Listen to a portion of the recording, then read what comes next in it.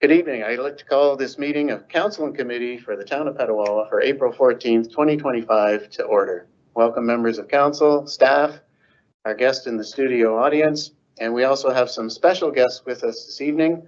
All the way from the Netherlands, we have the Mayor of Leeuwarden, Sibrand Buma, with us this evening. Thanks for coming all the way from the Netherlands to visit us. Also with the Mayor of Leeuwarden is a team member of his cabinet, Rutger van Houten.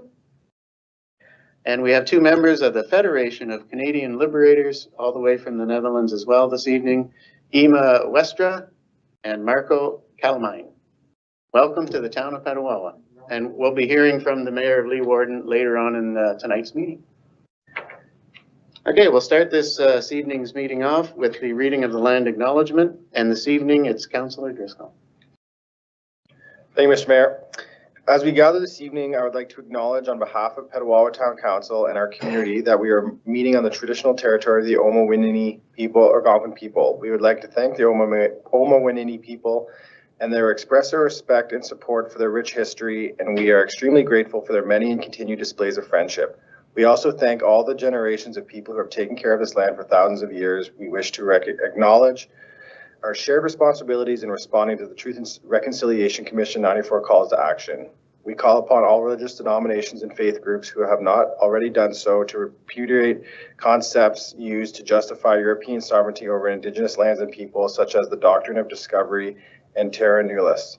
All religious denomination and faith groups are responsible for the response to call to action 49. Thank you. Thank you, Councillor Driscoll. Are there any disclosures of pecuniary interest on any of this evening's matters? Okay, we'll start tonight's meeting off with a public meeting. So I'd like to call the public meeting to order, and I'll take a minute to introduce the application. So the public meeting this evening is about a zoning bylaw amendment application that has been submitted by JP2G Consultants on behalf of James W. LaPointe Motor Holdings Incorporated. The county approved consent applications B102/23, B103/23, and B104/23 for the severance of these lands on August 2nd, 2024 on condition that the lands be rezoned. The approval of this zoning bylaw amendment will fulfill condition 2 of the consent approval. I'd like to ask our planner, Melanie, to confirm notice of public meeting. Notice has been provided as required under the Planning Act. Thank you, Melanie. And Melanie, has there been any written comments received regarding the application? So Council hosted a public meeting and approved this proposed zoning bylaw amendment on March 3rd, 2025. As Council was made aware on March 10th, a written public comment had been submitted to the town but was not received by the planners prior to Council passing that bylaw. So as a result, Council repealed the bylaw, restarted the public comment period, and this public meeting is the new public meeting for this second consultation process. The following written comments were received during this new commenting period. Enbridge Gas did not object to the application, but reserved the right to amend or approve development conditions, and the Township of Laurentian Valley responded with no comment. Thank you. Could you now briefly explain the purpose of the amendment? So the subject property fronts on Barron Canyon Road. It's part of lots 17 and 18 concession 1 in the town of Petawawa. It's about 9 hectares or 22 acres in size. The purpose of the amendment is to rezone 3 lots that have been approved by severance by the County of Renfrew. Lot 1 is to be rezoned from rural to residential exception 1. Due to a farm proximate to this lot, a minimum distance separation calculation was required to determine the separation distance from a livestock facility. As a result, the front yard setback, it has to be increased from the usual 7.5 meters to 173 meters. For lot 2, the lot in the middle, it's being rezoned from rural to residential exception 59. To prohibit the existing outbuildings from housing livestock.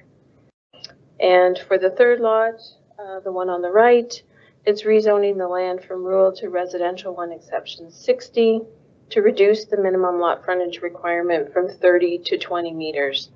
So the effect of all of these amendments is to allow these newly severed lots to comply with zoning in order to be conveyed separately.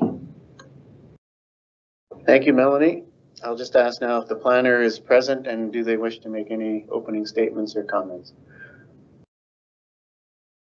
A representative, the applicant, right. A representative from JP2G, the agent for the owner, is present and will be available to address any comments or questions. Could you please explain the appeal process? There is a 20-day appeal period for this application. However, recent changes to the Planning Act have altered appeal rights. Zoning bylaw amendments may be appealed only by specified persons, public bodies, and the registered owner of any land to which the amendment may apply. Members of the public generally, including adjacent landowners and ratepayer groups, do not fall within the definition of a specified person or a public body and are therefore not entitled to appeal a municipality's approval of the bylaw. Individuals may, however, speak to the application during this meeting so that council may consider their comments in advance of deciding upon the proposed amendment. So any individuals in the audience that would like to speak, this is their chance to make their comments to council. Thank you. Is there anybody in tonight's audience that wishes to comment on the application by addressing council? And if there are, just come forward to the microphone and state your name, please.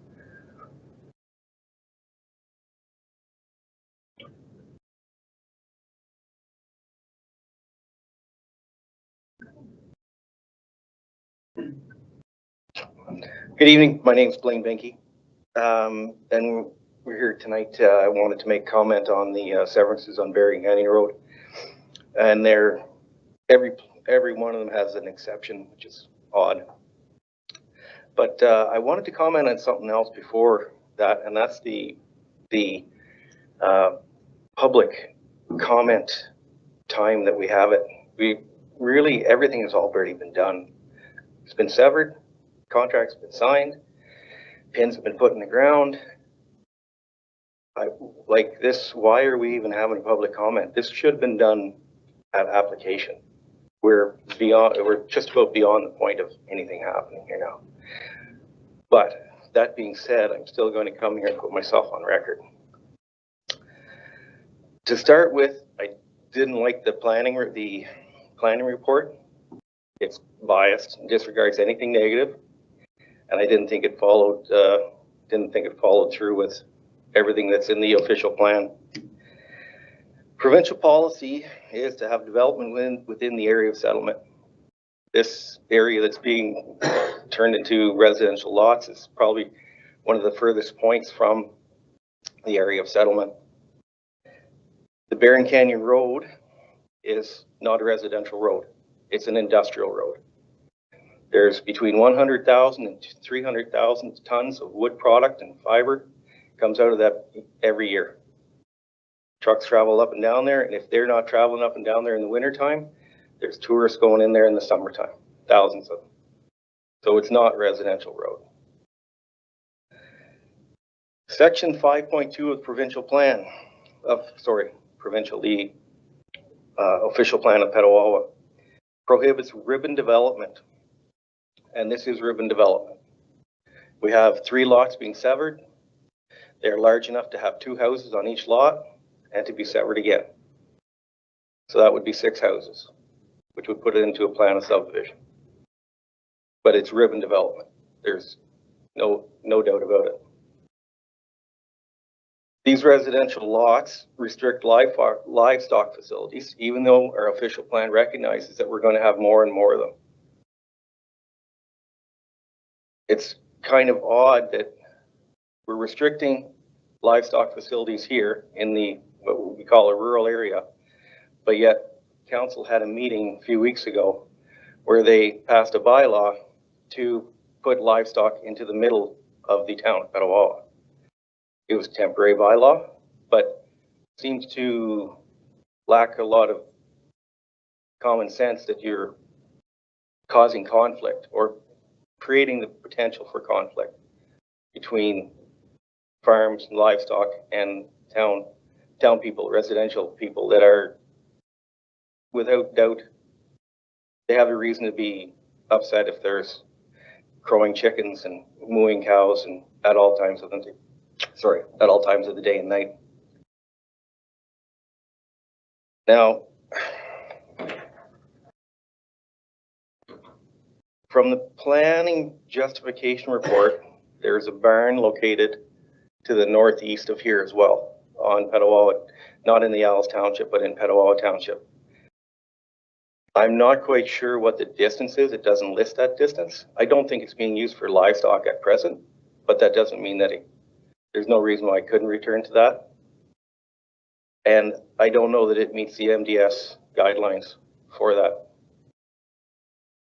Finally, we have the Planning Act of Ontario.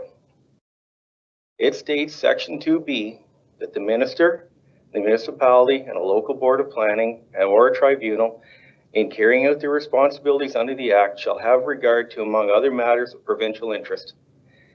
Section 2B says it is the protection of agricultural resources of the province. And therefore, item 2 of your bylaw prohibiting the use of the existing outbuildings for livestock contravenes this Act. Instead of protecting agriculture, it degrades and eliminates it. So, that all being said, in the end, I'd like an answer from the planning department, and I'm going to be sarcastic here, but what are the dire consequences that the township is going to endure if these 3 lots were not going to happen? The 65 in the subdivision and the other subdivision on Doran Road and Murphy Road. What is the tremendous importance that the town has to put out bylaw exemptions so that they can have these 3 lots?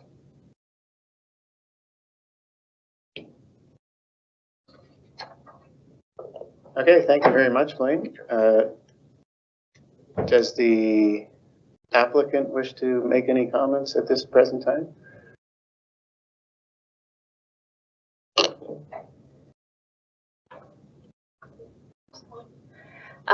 Thank you. Yes, so I mean, I've been before you a couple times now on this file. The county planning department and the town's planning department have both reviewed the file. They feel it is in conformity to the town's official plan. The exceptions are, maybe I'll speak directly to item 2 with the prohibition of the livestock, the existing buildings being not allowed to use for livestock. So that is because it's going to an R1 zone. R1 does not permit livestock. By nature, it's a residential zone. The existing buildings on site are not actually currently, I believe one's a garage and one's a drive shed. This was just an extra precaution. I can confirm that the MDS has been done for both the barn to the south and to the east and does comply with the provincial policy, does comply with the minimum distance formula. I guess I'm available if council has any questions. I don't know if Melanie wants to add anything else. I was just going to clarify that this public meeting is about the zoning, so the lots were approved by the county last August, so the public meeting isn't about creating the lots, but the rezoning is required for the lots actually to get their certificate official and be finalized. The county is the approval authority for consents. We're a commenting agency. They follow the Planning Act. They do a mail out for neighbors in the area, but there are no public meetings for severances. So just wanted to make sure council understood the difference between the severance process and the zoning process. And there isn't a public meeting for severances. But this meeting is specifically about the zoning, which are conditions of consent. Okay, thank you. Are there any questions from members of council? Councillor Kerman. Thank you, Mayor Service. Thanks for bringing this report forward to us.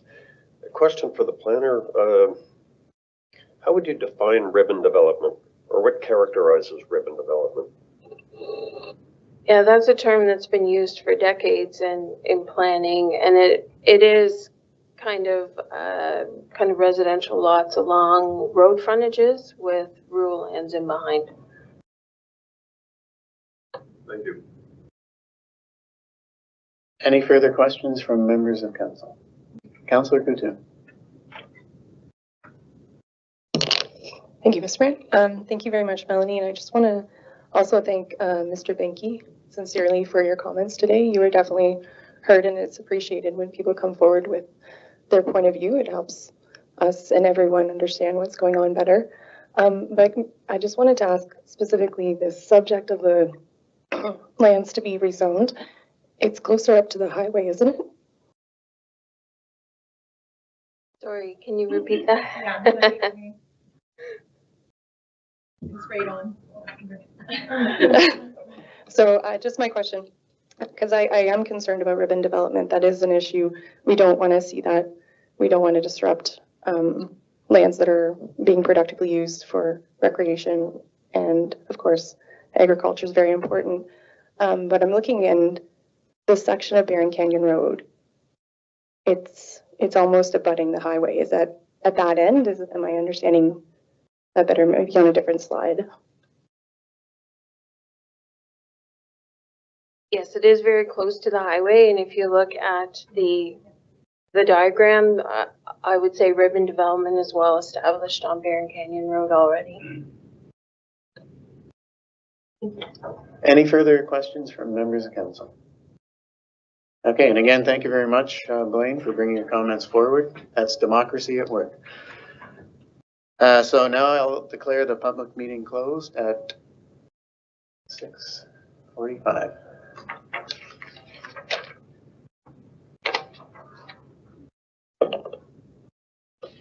Okay, now we're going to take a moment again to welcome our special guest who's come all the way from the Netherlands to visit us here in Petawawa for two reasons. One, to visit Petawawa, and the other is it's the 80th anniversary of the commemoration of the liberation of the town of Leeuwarden.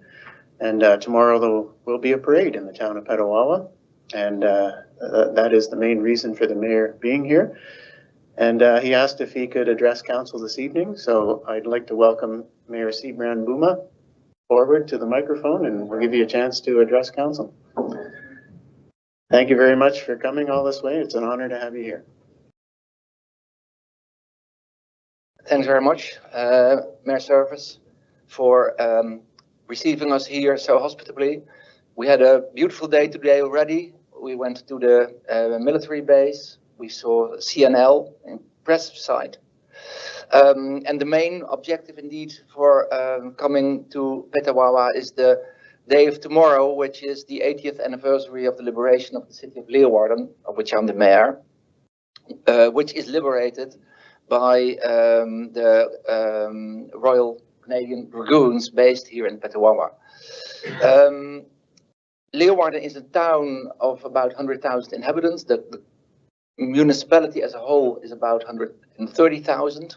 We have 35 villages around the city, and it's the capital of the province of Friesland. And Friesland was liberated in April 1945. And I'm honored to be able to address you tonight. And I think there are very great reasons to be here today. It's the commemoration, but it's also the bond between our communities. And that is a bond that existed already for 80 years. On April the 15th, tomorrow, but then 80 years ago, brave Canadian Dragoons liberated our city after 5 years of Nazi occupation. The Royal Canadian Dragoons raised the Leeuwarden flag every year on this day, here in Petawawa, and wherever they are on a mission. And every year, at that same day, in Leeuwarden, we raise the Dragoons flag at our town hall, and we lay a wreath at the plaque, which is in our town hall, which bears the Dragoons emblem, which is an annual tribute to those soldiers who liberated us 8 years ago. And in Leeuwarden, we have a foundation, the Canadian Liberators Foundation, that keeps alive the ties with veterans, their families and their regiments, and preserve the memory of the Canadian liberators in Friesland from various regiments. And the mayor said it already, 2 of the members of the foundation are with me here today. The foundation has regularly invited Canadian liberators to join the Dutch Remembrance Day, and our National Remembrance Day is 4th of May, and the 5th of May we celebrate our National Liberation Day. And this year we will welcome Mayor Service and his wife and a group of active and retired dragoons for these occasions. Over 1 million Canadian soldiers went to Europe in the war to rescue Europe from German occupation. They resisted the tyranny and they fought for the 4 fundamental freedoms: freedom of speech, of worship, from want and from fear, that which defined the world after that. 8,000 Canadian soldiers paid the ultimate price for the liberation of Europe. All but a few veterans have passed away now, but the memory of them is vivid. For those Frisians who met the liberators after the war, the veterans, young and old, it was deeply moving to meet these men in person, because for decades already liberators came back to the place where they had been. Friesland and the Netherlands owe their freedom to Canadian soldiers. This morning I just realized that one of the stories my mother told when I was a little boy, she was from Zeeland in the south, was sitting on a Canadian tank which was in the end of 1944 when Zeeland was liberated after the Schelde battle. Now we have lived in peace for 80 years, but I think it's good to mention that while we're here in this council, the world today is not as peaceful as we would like. In Europe, there is a war waging in Ukraine. And again, brave soldiers from the Dragoons and from the base here will go to Europe, to Latvia, to help fight, at least to help stand guard against an enemy. Because more and more in Europe, we have to see which we would like to be a friend in Russia, as an enemy. So we need the military strength, and Leeuwarden, like Petawawa, shares the presence of an important military base. Leeuwarden is host to a Royal Netherlands Air Force base. So we know how important it is to be the host of the military in your country. And although our communities may seem quite small in the world, I think together we can demonstrate how important it is to stand guard for freedom and to let our people, where we are for and where you are for in this council, live in peace and friendship. And next, I think in 2 weeks in this country, we'll have parliamentary elections.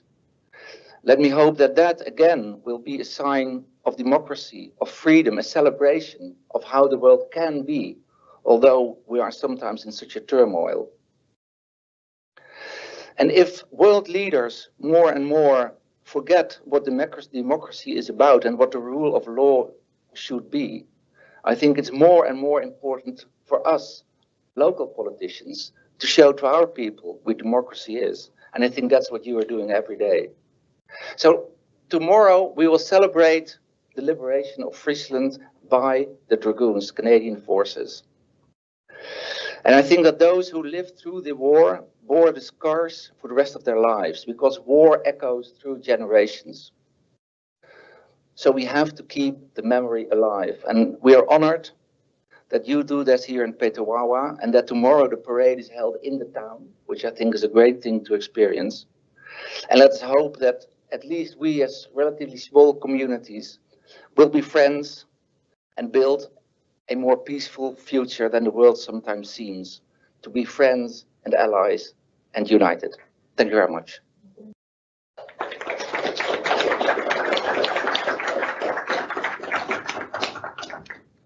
Well, Mayor Buma, thank you very much. That was one of the most heartfelt and special speeches we've heard here in Petawawa Town Council, maybe ever.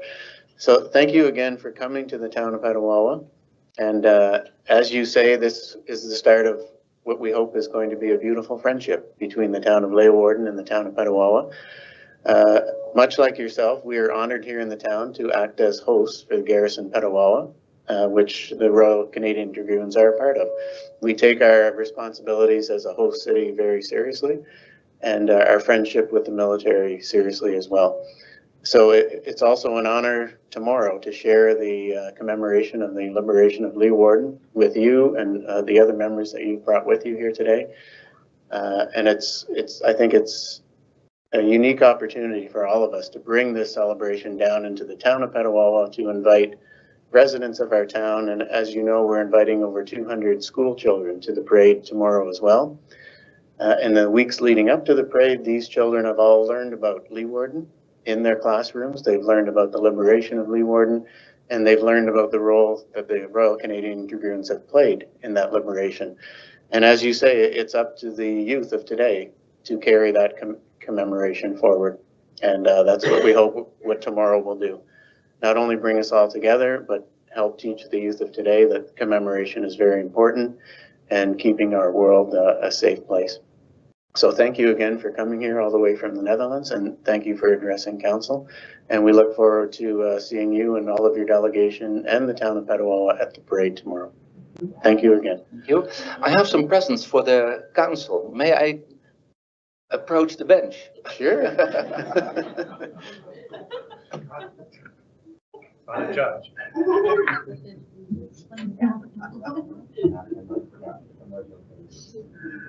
Want to do a group photo later at the end? Yeah. Is everybody This is from the Council of Leeuwarden, because the mayor, as here, is also in Holland chairman of the council. A plate made in Friesland with the signs of the city. For you, I saw already top covered, maybe otherwise. And I have a So I can use this for dinner tonight? yeah, you can. And I have a letter from me and the council to the council of Petawawa. Thank you very much. So let's go everything. Carrie, might be nice to get it in front of the flags. Because we saw the beautiful flags here, but one is missing. The Leeuwarden flag. I represent it to you. I can put it here. There we are. The Leeuwarden flag is a lion because Leeuw in Dutch means lion. On the other hand, the origins of the name have nothing to do with a lion. It happened that once the crest became the lion, and it always has been our symbol. And to make things even better for you and for your library, they are in Dutch, but this year 2 books came out about the liberation by Canadians. That shows how much it's still alive, that still research is being done. So for Petawawa, I have the 2 books for you as well. Wow. Thank you very much. And for the council members, I also have The only Dutch I know is Donkey but we will give that later because they're here, so that will come later. I do know some words in Dutch. Donkey Bell. Yeah, very good. Thank you very much. Maybe not enough to read the books. There was somewhere with Dankjewel in the book. Do you want to do a picture in front of the flags, maybe, if you don't mind? Sure. You want to do that now? Yeah. We'll do a group photo later. Okay, you can do a group after. Sure. Yeah. Okay.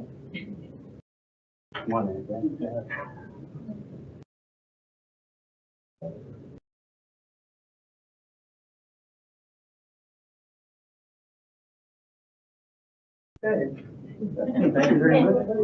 Thank you. Thank you.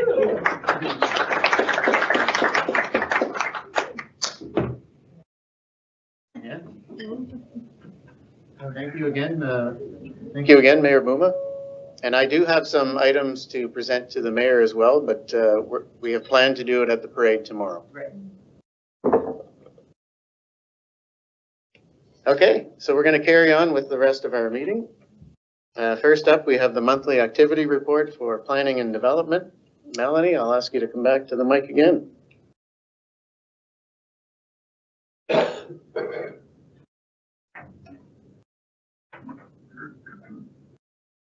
All right, I'll keep it concise for you so you can carry on with your activities.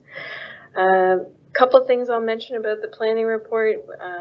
Again, we've had an influx of public inquiries since the development summit, so that's great. The momentum still seems to be there, so working through those inquiries. Also, the inquiries generated by the federal expression of interest to build a warehouse in Petawawa, so those questions continue to come in around that process as well.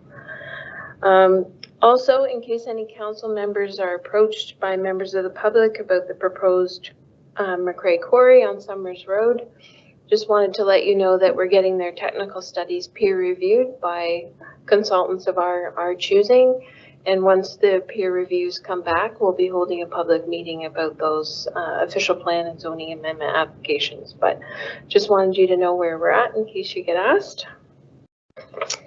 And the last thing I'll mention is last week I was at the open house held by Hydro at the Legion about the proposed transmission line relocation, largely through the Garrison Petawawa property, but we have a few residents in town affected as well. So some of them were at the open house actually at the same time I was, and Hydro was meeting with them, but also just wanted to make you aware of that. And in Appendix A of our monthly report, you see all the planning applications and where we're at with those. A reminder that the green ones are the ones that are closed since we last presented our monthly report. So again, lots going on. And Appendix B is how we did with building permits in March. So a strong month, 20 permits issued in March. Permits for homes already coming in and being issued. So as soon as the snow melts, things get started. So happy to answer any questions. Questions from members of council? Councillor Coutu. Thank you, Mr. Mayor. Melanie, just a comment. Thank you sincerely for Appendix A, because I was actually going to ask you about McCrae Quarry, but when I was reading it, I could satisfy myself. So thank you for taking the time to put every position of each file in this report for us, because it really is helpful. Thank you. Any other questions from members of council? And it's nice to see, it looks like we're even ahead of schedule this year as opposed to 2024 in terms of development. So it's nice to see lots going on in our town again. Okay, if everybody's comfortable, I need a motion to accept the report. Moved by Councillor Root, seconded by Councillor Donovan, that the Planning and Development Monthly Report be accepted as information. I'll call for the vote. All in favor? It's carried. Thank you, Melanie. Next, we have the Public Works Monthly Report. Chris, hopefully that's the end of the snow. We don't want to see those plows out there anymore. Yeah, let's not jinx it, but I sure hope so. Good evening, Mayor Service and members of council. All right, so I made a slight change to my monthly report to try to make things a little more organized for everybody. So I broke it down into civic properties, water and sewer projects, and then road construction projects. So we have lots on the go, lots of things moving now that budget has been adopted. So we'll just do a quick run through. So as far as the Public Works Office expansion, good news there. We are rolling along nicely, and we should be substantially completed by the end of this month, with the remaining item being the parking lot paving, which will be done in June when the weather is a little bit better. But really coming along now. I must admit the trailer is not so much fun anymore. When you see the building almost done, the floors are in, washroom fixtures and partitions are in, the fully accessible public service counter and the administration office has been installed. So it's really coming along now. So yeah, and the kitchen is fully complete. Under town hall office renovation, the tender for this project was issued on April 10th with a closing date of April 29th. So nice to see that project moving ahead as well. And then the Civic Center parking lot improvements. We have a site meeting tomorrow to finalize any reviews of the drawings. If there's any revisions, that will be our last meeting for that project, and then that one will be very soon going to tender as well. And then under the building condition assessment, the staff review of the proposals was completed today, so I believe we are moving forward with the proponent to get our building condition assessment done. So it's nice to see some of our projects now are really starting to move forward. Under water and sewer projects, we were waiting for the duty to consult to be completed by April 17th for our sanitary sewer upgrade through the Pinehurst Estates. So as soon as that legislative requirement has been completed, our tender document is very near completion. So we want to get that one out in conjunction with the Civic Center parking lot. Seeing as both those jobs deal with underground infrastructure to a certain extent, it'll be good to put those out together. So that's our goal there. Water tower rehabilitation. The tender document is being prepared for that one, along with the grit tank number 2, and our goal there is to also tender those 2 projects at the same time. So good movement on our capital works program. As far as the disinfection byproducts reduction study, Aqua, myself, and our representative from Aqua, so Brad Sweet, myself, and our representative at Aqua are reviewing the proposals, and we should select an engineering company in the very near future to proceed with that study. Under road reconstruction projects, Murphy Road, we're basically just waiting for spring to arrive, which it seems to be here finally. So hopefully we'll see some of those deficiencies and leftover works from that project complete. Norman Street in and out, we're moving closer to tender on that. We do have a small private property issue that we're working out. We seem to have 2 conflicting surveys, one that shows that we don't have an encroachment and one that shows that we do have an encroachment. So Melanie Shear from Planning and Development is working with me to clean that up before we don't want to put a new road with a private property encroachment. So we'll get that cleaned up first. The other 2 projects we'll update later. As far as operations, basically March was a really busy month for snow, melt, flooding. Staff did a fantastic job of dealing with all the eventualities that come with spring, and nice to see that our summer implement changeover has begun. So we're starting to put away our winter implements and get ready for sweeping season and cleaning up our beautiful town. Half loads were implemented on March 17th. This was done to protect our roads from damage due to freeze thaw conditions. And under social media, just wanted a quick note there. I think our department has really improved our messaging to the public. So I want to thank Dawn, Ted, Teddy, and Trevor Woodkey for assisting in that. I think overall we're doing a good job of informing the ratepayers of the work that the Public Works Department completes. Under procurement, our half-ton pickup truck tender closes tomorrow. So hopefully we'll have some good feedback on that tender. Under Community Transportation Grant Program, we received confirmation that the Community Transportation Grant has been extended for an additional year until March 31st, 2026. So everything is in place there to continue our accessible bus service. Under Civic Properties, we've completed staff first aid training. We're also working on proper training for our summer students on utilization and safe driving of those little gators that they would drive around the park's property. So that'll be good to have that in order. And I think lots of good work being done at the Civic Center. I was visiting Ted the other day. Several of the locker rooms are being repainted, doors are being changed. So I'm really pleased with what I'm seeing there. There's a good push to really maintain that building and make improvements, which is great to see.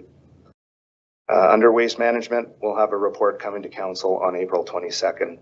I'll have Trevor here again for a big update on that one. And then under water and sanitary, there should have actually been a report for February and March. my apologies on that. There was a little bit of an email issue. We only received the February one, so next month I'll do a March, April update.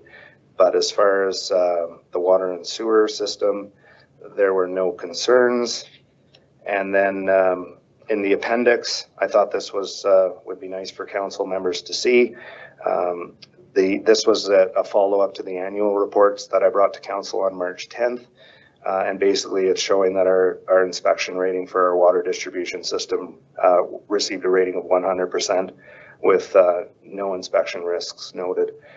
So Aqua continues to do a really great job of ensuring that our water distribution system complies fully with all provincial legislation. Happy to take any questions at this time. Thanks, Chris. Questions from members of council? Deputy Mayor Sabrin. Thank you, Mr. Mayor. Through you to Chris. Chris, I just would like to note that under work orders, you're at 84 and 71%. So thank you very much for that.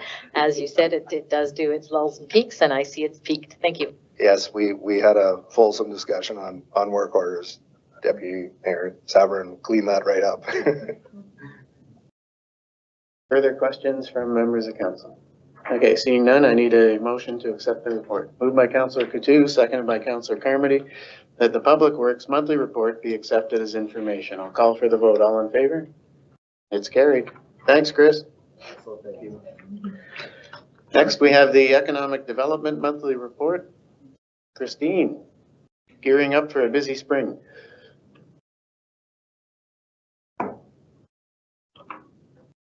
Good evening, Mayor and members of council.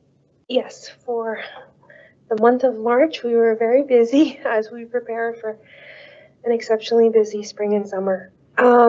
With regards to community improvement plan, ongoing discussions, contract collaborations, and meeting with potential CIP applicants as we have a new pot of funding available through the 2025 budget process. For the industrial park, we've already indicated that it was a very busy month in the industrial park, specifically as it relates to the PSPC file 132808. Those discussions continue and are ongoing, as are discussions with supplemental supports to potentially other applicants to that particular file within the town of Petawawa. So we are working through that process. And then of course it is spring, so there has been interest in other parcels of property within the industrial park. Under business general, they are listed in the documentation, but I did want to note the soft opening for Great Ape Empire. We've finally found a suitable tenant to go in the front portion of what is normally the former Pepsi plant. So another space within the town of Petawawa that was consistently vacant now has an occupant. Great Ape Empire specializes in outfitting outgear, fishing assortment, materials, and they also offer guiding and event activity services. They will be hosting a grand opening later. I'm told in the month of May, but they are open. In collaboration with the opening of Great Ape Empire, they've also opened their construction consulting firm in the same location, using the space dually.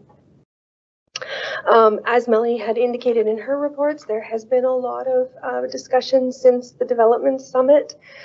As a first point of contact, working collaboratively to meet with these potential developers and hopefully find project solutions for them in the town of Petawawa. In terms of communications and marketing, again, listed for you, our March e-news posts went out. Ongoing social medias.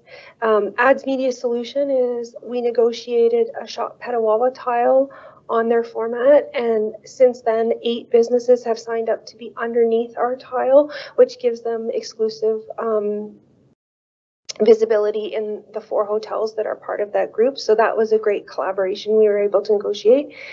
And we also did have a collaboration with or an ongoing collaboration with Your TV. So Cogeco is going to be working with us for the next year to do some in-business segments. So we will be going out to some of our local businesses to highlight them on video. They will be aired on Cogeco and through our channels as well as a way to promote local businesses. In collaboration with that, there's also a video submission portal so that residents of the community, visitors to the town of Petawawa, and businesses within the town of Petawawa who take videos, who want to provide those videos, can upload them to the portal, and then your TV will edit them and use them as pre and post series engagements. And then we will, the Economic Development Department will also be able to use them when we're out engaging. For example, at Showcase, we'll be able to air those kind of segments. One of the things we are hearing about through the BRNE process is the Live, Work, Explore in the town of Petawawa, and how do you attract employees to the community? And this is one of our responses to that particular question. And we're very thankful to your TV for this possible collaboration. We're very excited to go forward with that.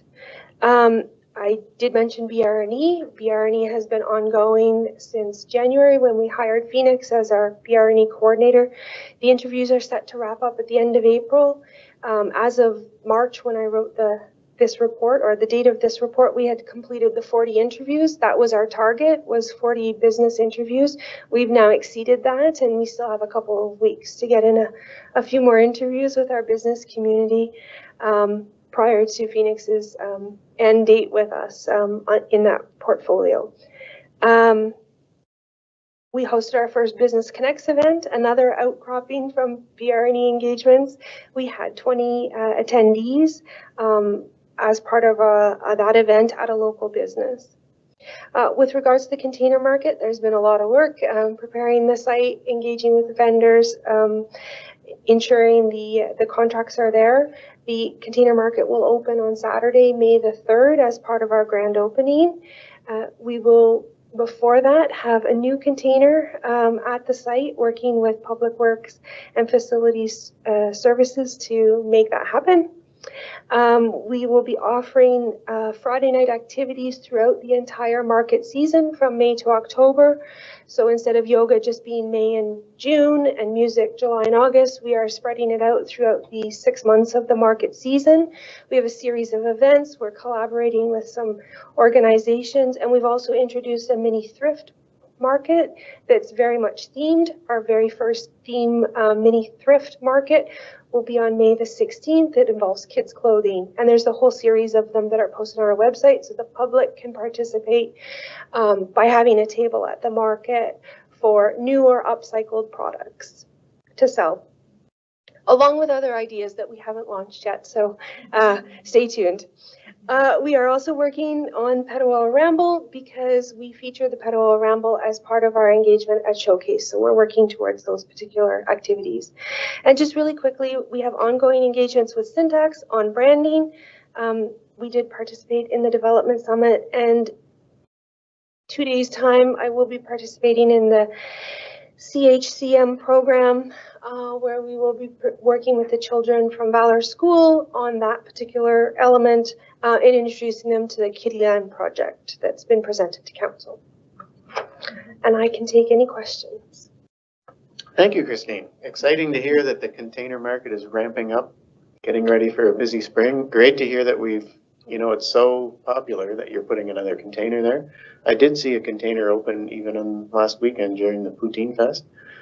So somebody got the early jump, I guess. And I'm just a question about your term. It's not recycled anymore, it's upcycled. Does that make it better? Upcycled means it's thrifted and it's been embellished with new love. Yeah. Questions from members of council? Okay, looking forward to an exciting spring season all over the town. Okay, I need a motion to accept the report. Moved by Councillor Roots, seconded by Deputy Mayor Sabrin, that the Economic Development Monthly Report be accepted as information. I'll call for the vote. All in favor? It's carried. Okay, next we have ED-08-2025 Community Improvement Plan for Wolf Plaza. Christine? Yes, so this is actually 3 applications for 1 location. The units are independent, so under our CIP provisions, the leasee of each unit is is permitted to make an application for support for their particular project. So before council this evening is the request to grant under CIP $5,000 for Burnt Bridge Quality Meats, which occupies units 17 and 18 at Wolf Plaza, $5,000 for Rick's Pet Store, which occupies unit number 4 at 20 Wolf Plaza, and $5,000 for Joseph Caress. He has a professional office that's located at unit 12 at Wolf Plaza. So I've been working with the individual businesses and the property owner to facilitate this particular series of CIP requests for over a year now. It is finally before us, so I'm excited. The CIP requests relate to the replacement of the doors and the window fronts for the properties. So the doors will then become fully accessible with the push buttons, and the windows will be more energy efficient and match the new windows that the property has already seen for the 3 permitted locations that are under development at the site. So it will be an opportunity to continue to replace the storefronts of those properties. For each of these applicants, it is their first time making a request under CIP. We had the opportunity through the BRNE process to speak with them and engage them on that, and they are excited to move ahead with the portfolio.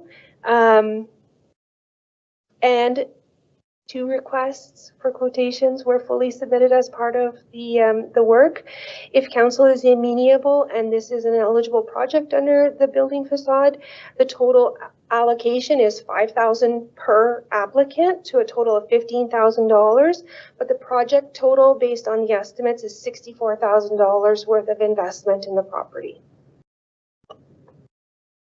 Well, it's great to hear not only a new tenant in the plaza, but everybody wanting to improve their facade to a business in our town that's long needed some improvement to the facade. Questions from members of council? Councillor Coutu. Thank you, Mr. Mayor. Just to say, I was wondering how much it would take to do the full facelift. I knew we weren't seeing even a fraction of the cost, but I'm same as the mayor has said, I'm really encouraged. Thank you for working with these businesses and getting this going. I can't wait to see that whole plaza revitalized. Thank you. Deputy Mayor Sabrin. Thank you, Mr. Mayor, and I'm really pleased to see that they're looking at the accessibility features. So that's really good news for our residents. Thanks. Further questions from council? Okay, if you're satisfied, then I need a motion. Moved by Deputy Mayor Sabrin, seconded by Councillor Carmody, that council, under the community improvement plan adopted by bylaw 1441/21, enter into the necessary funding agreements with the lessees of commercial units at 20 Wolf Plaza for the following SIP financial incentive program. $5,000 for Burnt Bridge Quality Meats, units 17 and 18 at 20 Wolf Plaza under the Building Facade and Improvement Grant.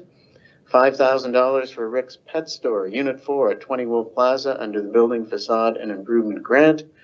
$5,000 for Joseph Caress, unit 12 at 20 Wolf Plaza under the Building Facade and Improvement Grant. I'll call for the vote. All in favor? It's carried. Thanks, Christine. There's nothing for general matters, nothing for closed.